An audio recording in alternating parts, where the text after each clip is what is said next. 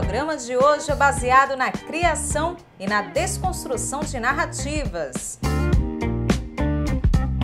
No cinema, própria negação dos direitos de ser criança e, sobretudo, aquilo que eu falo muito, direito básico garantido pela natureza, que é direito à vida. Na literatura, a escrita criativa não é nova, é uma coisa bem antiga.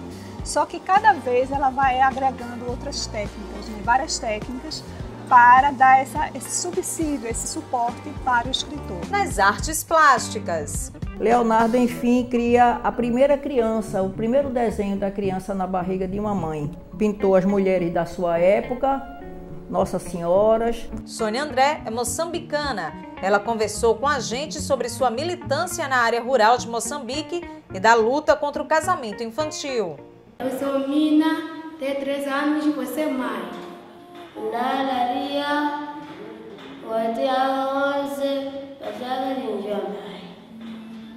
Nasara, 13,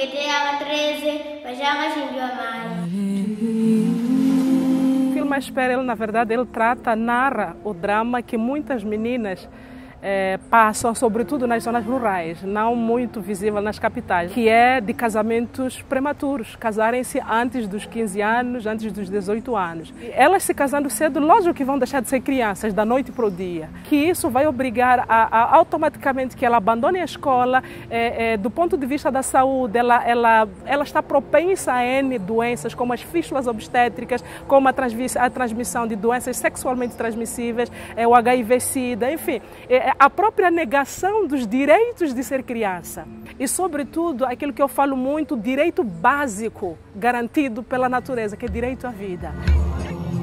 O filme ele vem justamente como um apelo, como uma luta no combate a esses casamentos prematuros, dando direito à educação, dando direito à saúde, dando os direitos básicos a essas crianças que futuramente devem ser mulheres com livres escolhas e não necessariamente que elas se casem. Eu quero ser o que eu quiser e não necessariamente pela minha condição de ser mulher, ser mãe.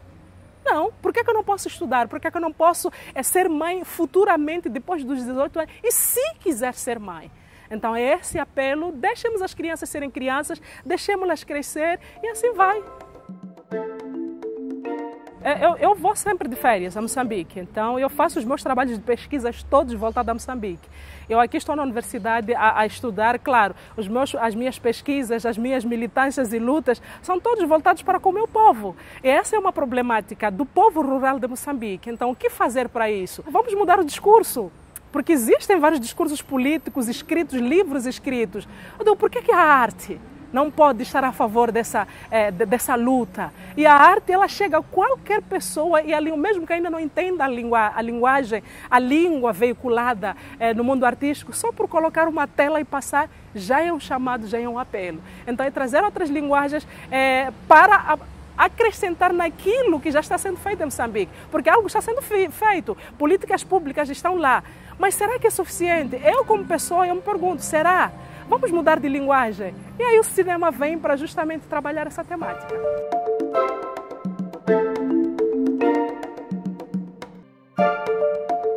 Do ponto de vista de identidade, o que é o brasileiro é diferente do que é ser moçambicano, completamente diferente.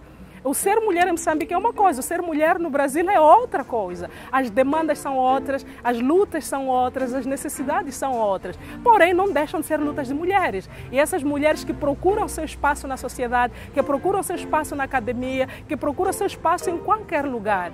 A diferença pode ser a forma pela qual cada uma se posiciona, sendo brasileira e sendo moçambicana, mas a temática é a mesma. A desconstrução do processo de criação de livros e a ampliação dos conhecimentos teóricos estudados. Estes são alguns dos objetivos do Grupo de Escrita Criativa, que vai organizar eventos mensais e discutir a produção de obras.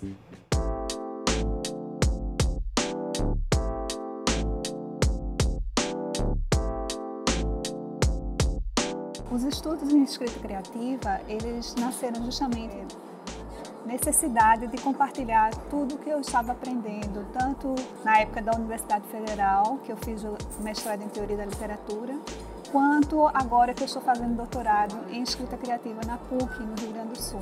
Em 2017, nós fizemos o primeiro seminário nacional em escrita criativa de Pernambuco, com o apoio da Bienal e com o apoio da PUC do Rio Grande do Sul. E a demanda foi tão interessante, foi tão boa, que nos deu vontade de continuar fazendo esses encontros.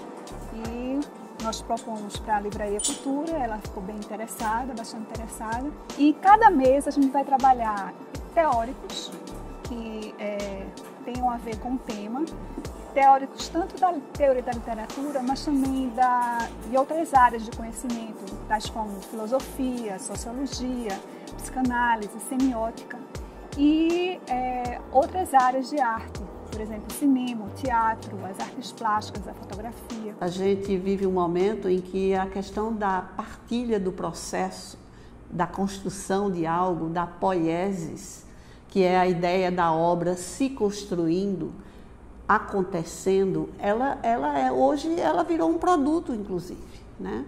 Ela é um argumento de venda, né? Você compra um DVD hoje, tem cenas não editadas, tem a ideia da partilha do processo, ela tem ganho muita visibilidade. Não, o que eu queria era mostrar qual é a importância de escrita criativa, que relação tem a ver com o mundo acadêmico, onde isso começa e por que a gente está fazendo esse trabalho de recuperar o ânimo, essa força e esse fogo da criação literária nesse momento. O espaço de uma necessidade. A academia não trabalhava com a invenção, com a criação. A universidade trabalha mais naturalmente com a memória. Ela passa adiante autores, ela passa adiante um conhecimento que já é mais ou menos consabido. No caso de uma escrita criativa, é incentivar que as pessoas produzam seus próprios textos, quer dizer, é incentivar a criação. É uma sintonia com o contemporâneo. A criatividade é um elemento, é a combustão necessária para esse processo de criação. Ela não está presa à questão apenas da literatura. Um exemplo muito concreto, muito patente, uma pintura do século XVII de Vermeer, chamado A Moça com o Brinco de Pérolas. Ele é um quadro famoso, é uma das obras-primas da pintura, né? E quando foi um dia, eu me deparei com um romance em que a autora se debruçou sobre aquele quadro e ela imaginou uma história a partir daquele quadro. Você não cria a partir de nada, tá certo? Não se cria a partir do nada, da tábula rasa. Você cria sempre a partir de alguma coisa. E esse alguma coisa pode ser uma imagem. A escrita criativa ela já existe há muito tempo, né? Se a gente for lá atrás, lá em Virgílio, diz a lenda de que ele também, a mãe dele, teve um sonho com um loureiro, etc. E que desse sonho, o mágico disse para ela colocar o filho para aprender com os grandes poetas, que ele ia ser um grande poeta, mas que ela mandasse ele para Roma para aprender com os grandes poetas. Então, a escrita criativa não é nova, é uma coisa bem antiga.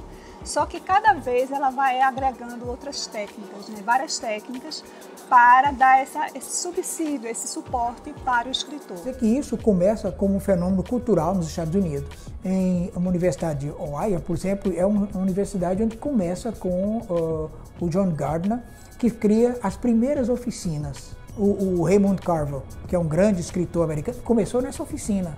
Aí depois ele encontra um editor muito severo, que é o Gordon Lish, que toma os textos e vai depurar para que os textos sejam curtos, densos e intensos.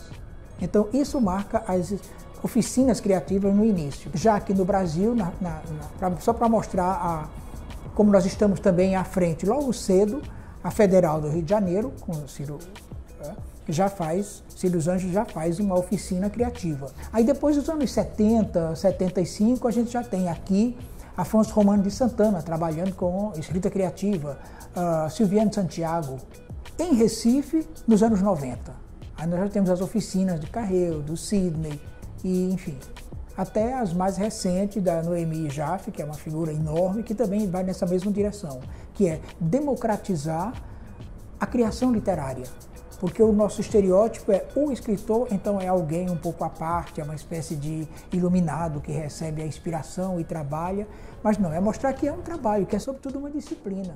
O curso é para todas as idades e todos os interesses. Eu sei que é bem abrangente, mas eu acredito muito que existem várias formas da gente se expressar. Eu abro para todas as idades e todos os interesses justamente por causa disso, porque eu acho que não existe uma coisa pré-determinada, nem nos escritores existe isso. E todo mundo que tem um bom olho seja capaz de perceber a complexidade de um certo real e tentar transcrevê-lo, transformar essas figurações em visões verbais, em texto. Hoje, a contemporaneidade contempla de uma maneira muito generosa essa possibilidade de você poder dar visibilidade, estimular o seu lado criativo, criador. Não significa que você vá ser um artista, mas é esta possibilidade de exercer esse lado criativo. E que no caso do escritor, e que no caso daquele que realmente quer ser artista, vai encontrar um modo também de operar. Mas não é reservado apenas a ele.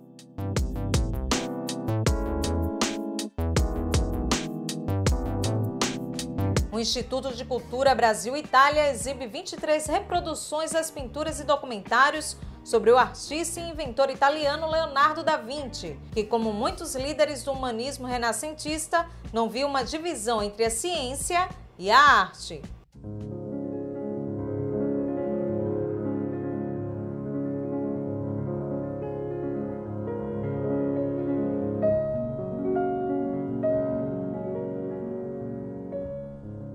Estamos aqui na curadoria da exposição Pinturas de Leonardo, que são 23 reproduções de pinturas famosas de Leonardo da Vinci. 10% dessa produção está na Itália e o restante está fora da Itália. Leonardo, ele nasce em um ambiente simples da Toscana, no centro da Itália. Ele foi uma pessoa que estudou com Verrocchio, que era um professor de arte, um artista também do Renascimento. E ele supera o seu mestre, criando todo um arsenal de oportunidades para visualizar o mundo de sua época. Deu um grande impulso na medicina, na astronomia, nas medidas, na arte, nas cores e no mundo da sua época. Leonardo superou sua época quando ele faz os robôs, quando ele desenha os passarinhos voando e com isso dá uma dimensão diferente para a velocidade, para a aeronáutica. Leonardo cria aparelhos para medir os relógios. Leonardo, enfim, cria a primeira criança, o primeiro desenho da criança na barriga de uma mãe. Pintou as mulheres da sua época, Nossas Senhoras. Como pintor, não foi muito diferente dos seus colegas do Renascimento. Mas realmente a maior contribuição de Leonardo está em suas pesquisas. A produção artística de Leonardo foi muito pequena, de arte. De desenho não, de desenho Leonardo é o que ele mais fez, foram os desenhos, né? Porque é uma coisa ligada à pesquisa. As obras dele são muito semelhantes. Nós temos a ceia dele, não é? É muito famosa a ceia de Leonardo. E a Gioconda, que é a Mona Lisa, que também é muito importante. Ele foi uma pessoa muito só, não é? Ele produziu sozinho. Ele não era aquele artista que tinha um monte de colaboradores com ele. Se vê ele sempre pesquisando o corpo humano sozinho e aquilo que ele mostra é fruto daquela visão dele, do mundo dele. A nossa programação de exposições é a cada 3 anos. Esta exposição de Leonardo foi muito visitada e é a 7ª de várias exposições que nós já fizemos da produção dele. Essa exposição ela se encontra aqui no Instituto de Cultura Brasil-Itália, na Rua Marquês do Amorim, 46, Boa Vista, Recife.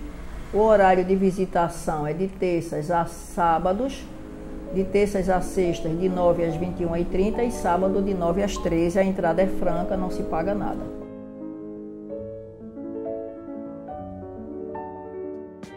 Diário de Pernambuco TV fica por aqui. Te encontro na próxima semana. Até lá!